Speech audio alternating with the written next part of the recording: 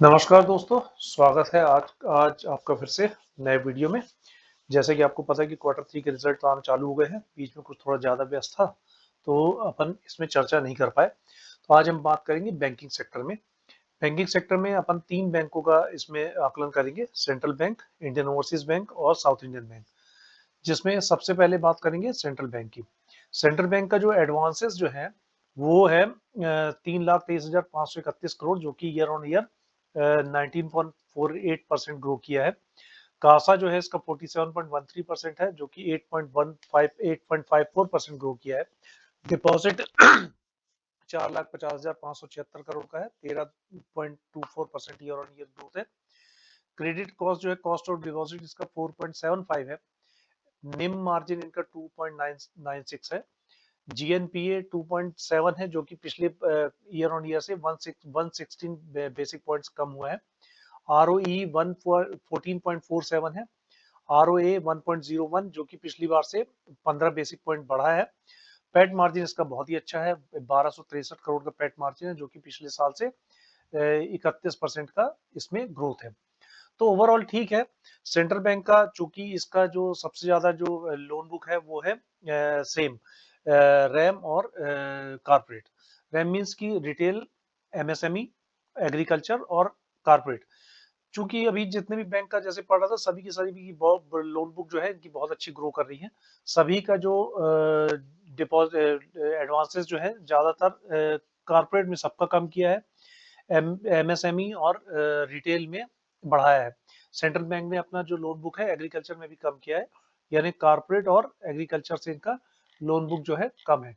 यहाँ अपन देखेंगे कि जैसे ये बैंक इसका लोन बुक जो इंक्रीज किया 19.48% से, और बैंक का आगे भी कहना है कि ये अपना निम जीएनपीए ये घटाएगा ही। तो कासा जैसे 47.13% था, कॉस्ट ऑफ डिपॉजिट 4.75% था। तो इसका बिजनेस परफॉर्मेंस में यदि अपन देखेंगे तो ऑपरेटिंग मार्जिन 9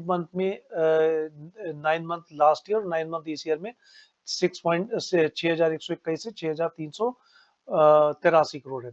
स्लीपेज रेशियो भी यदि देखेंगे तो बहुत कम हुआ है, 0.74% है। स्लीपेज रेशियो क्या होता है?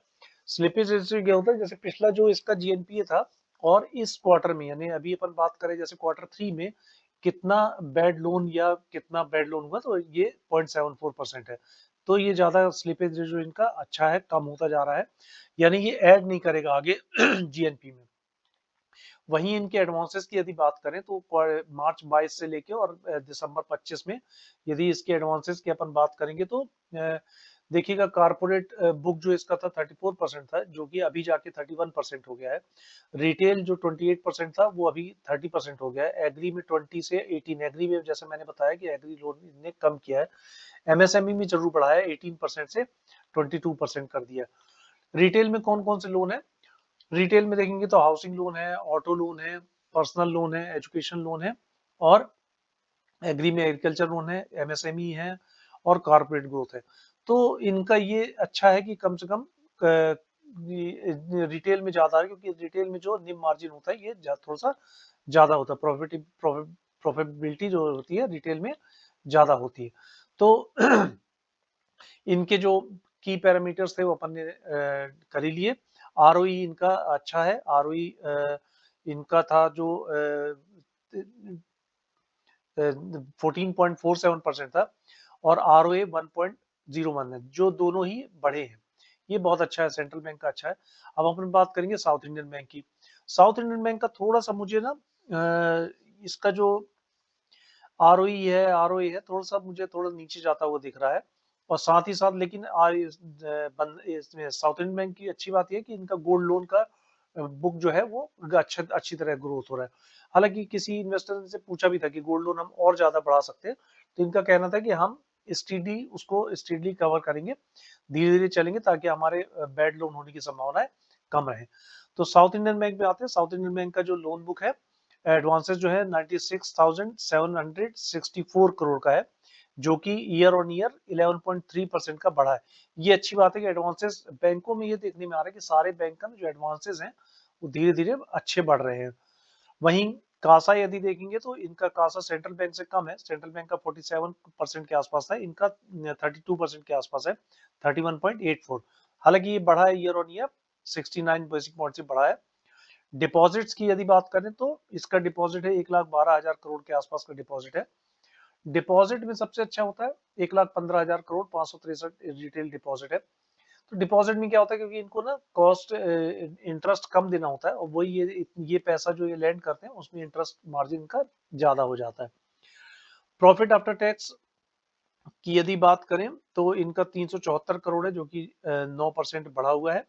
आरओई की बात करेंगे तो आरओई जो है इनका 13.49% है। हालांकि ये पिछले ईयर ऑन ईयर से थोड़ा सा कम है, और आरओए भी 1.07% है, जो कि पिछले 1.12% ईयर ऑन ईयर से कम, मतलब लास्ट क्वार्टर, इस क्वार्टर 3 लास्ट ईयर से थोड़ा सा कम है। तो ये रही साउथ इंडियन बैंक की बात।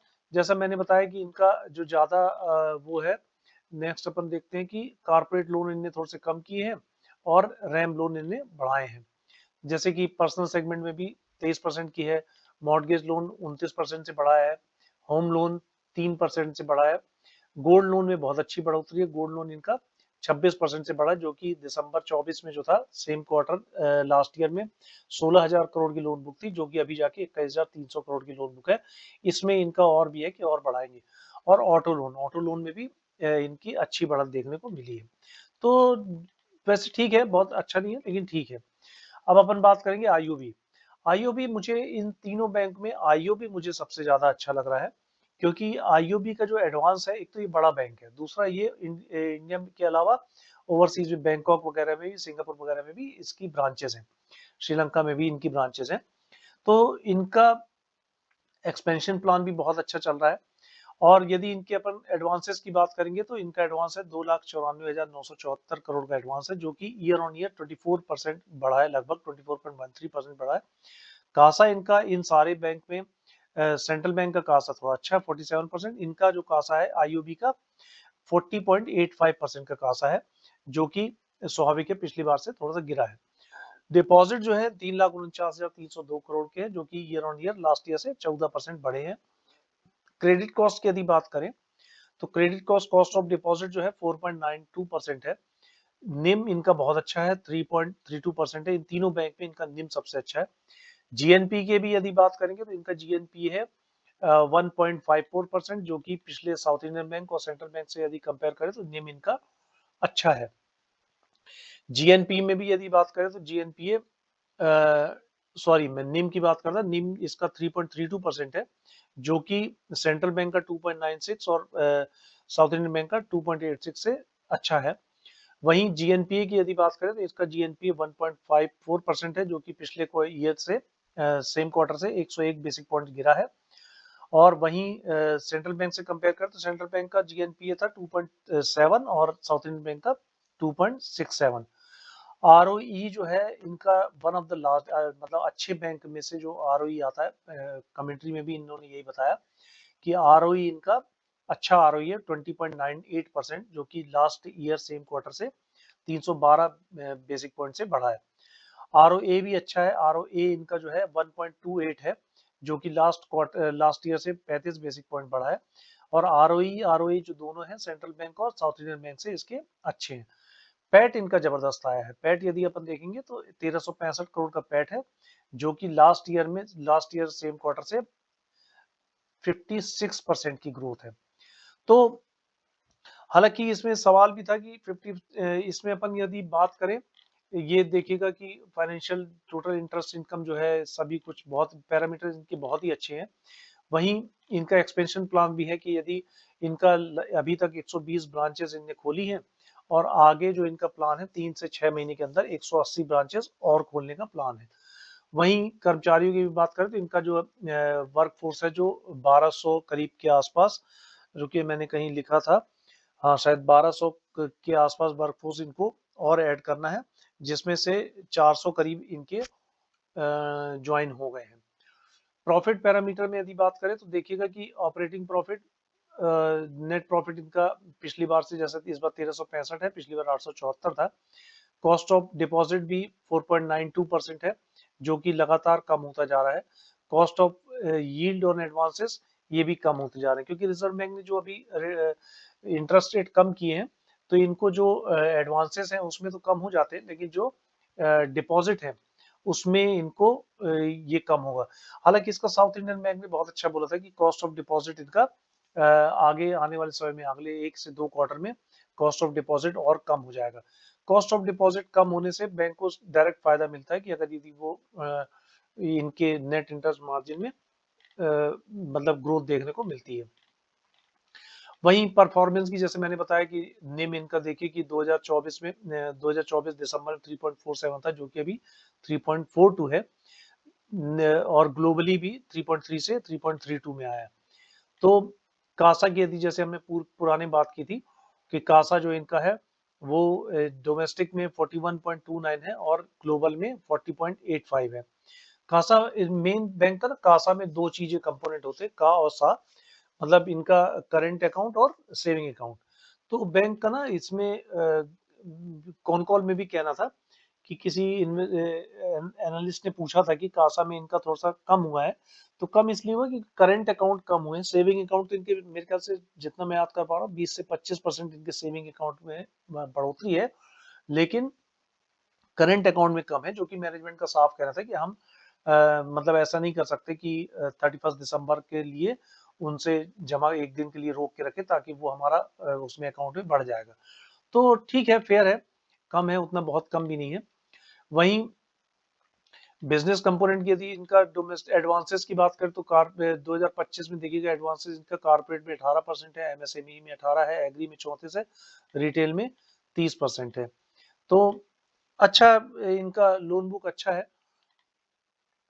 यदि क्वार्टर ऑन क्वार्टर मैनेज कर इसको कंपैरिजन करेंगे तो देखेंगे कारपोरेट में जो 22% था वो जाके अब 18% हो गया, रिटेल में 27 से 30%, रिटेल में इनने ज्यादा बढ़ाया है, एग्री में 31 से 34 और एमएसएमई में थोड़ा सा कम किया है।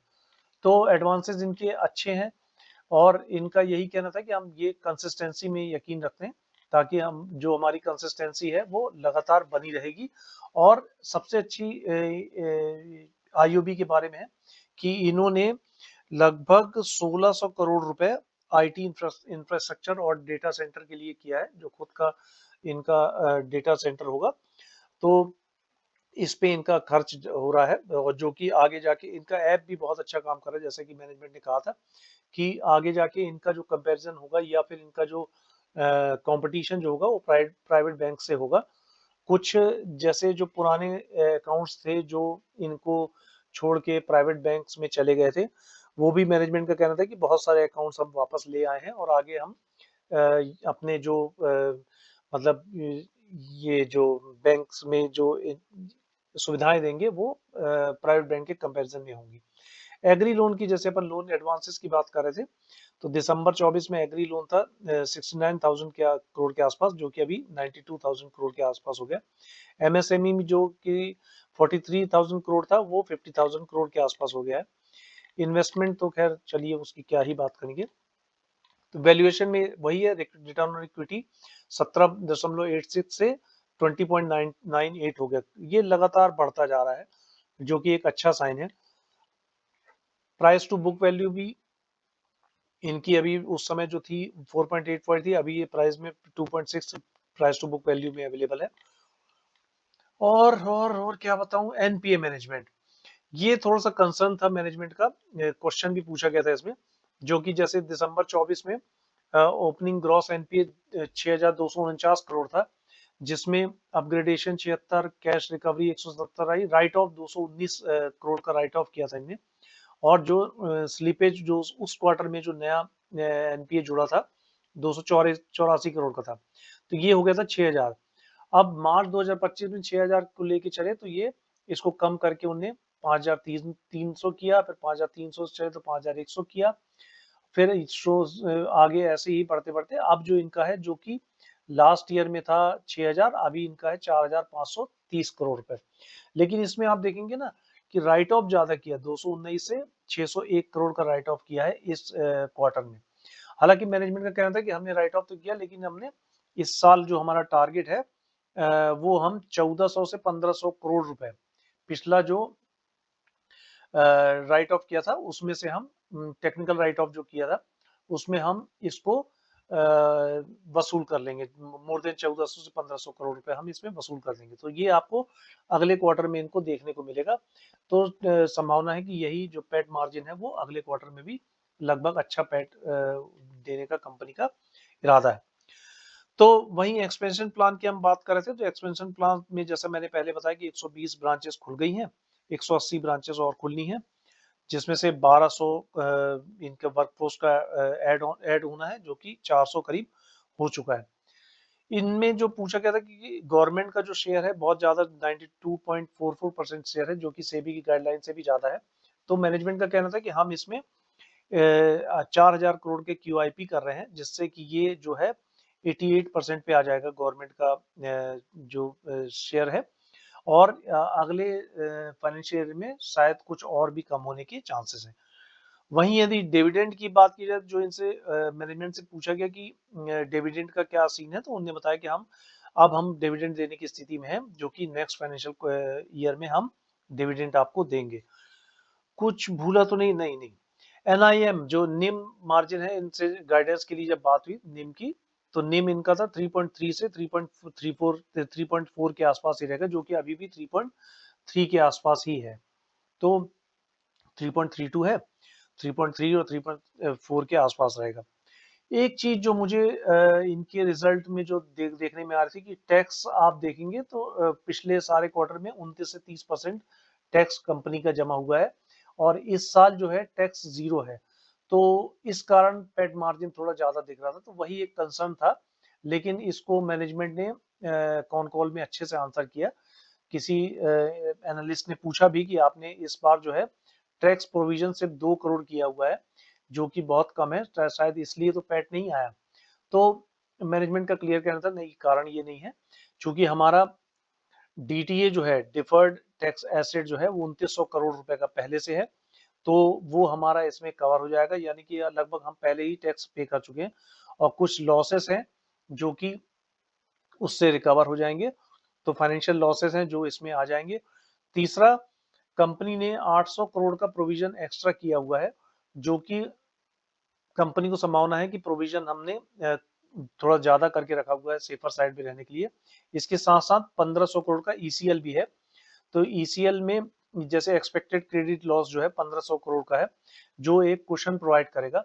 कुल मिला के ये कहना था कि जो टैक्स जीरो रखा है वो ऐसा कुछ है नहीं, मतलब टैक्स जीरो ही, मतलब इनका जो और एक चीज जो कहना था कि कंपनी का कि मैनेजमेंट का कि हम न्यू टैक्स रिजीम में टैक्स इस बार भरेंगे, तो उसमें थोड़ा सा सेविंग होने की और भी संभावना है।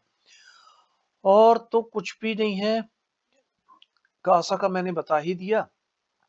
हाँ, एक चीज बहुत अच्छी है कि एनालिस्ट ने इस बार इनसे क्वेश्चन पूछा था, जो अमूमन मुझे कहीं पर वैसे सुनने नहीं मिलता। अच्छा क्वेश्चन था। क्वेश्चन ये पूछा था कि आप हर पैरामीटर में ओवरसीज जो बैंक है बहुत हर पैरामीटर में अच्छा कर रहा है, फिर भी इसके शेयर प्राइसेस बढ़ते क्यों नहीं है? तो मैनेजमेंट ने कहा था कि इसमें देखिए शेयर प्राइस में हम कुछ भी नहीं कर सकते, तो मार्केट का रिव्यू, मार्केट का ओपिनियन है।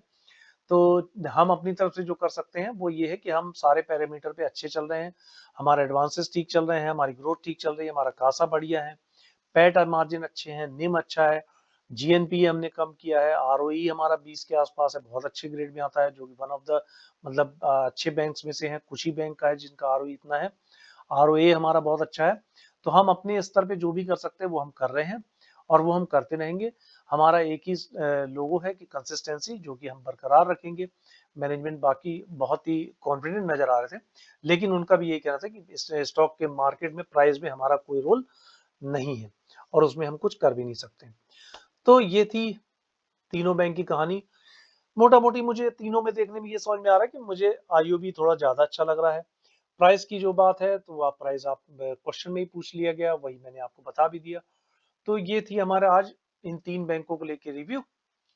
कुछ भी यदि आपको अच्छा लगे तो आप लाइक और सब्सक्राइब करिए, और पसंद आने पर दोस्तों को शेयर करिए। यूं ही बने रहिए, कुछ सवाल हो तो डालिए। आप मिलते हैं हम अगले वीडियो में। धन्यवाद।